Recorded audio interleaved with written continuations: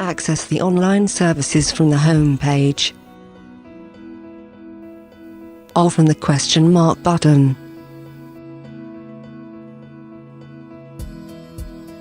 Use the video tutorial to learn the program features.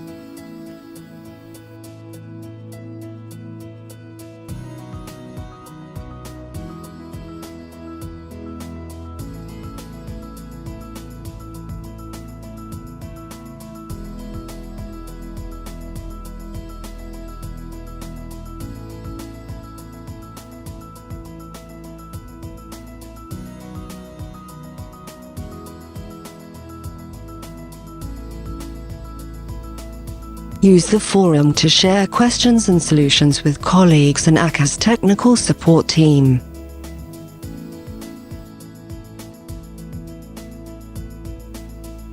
Use technical support to search for a solution to your problem.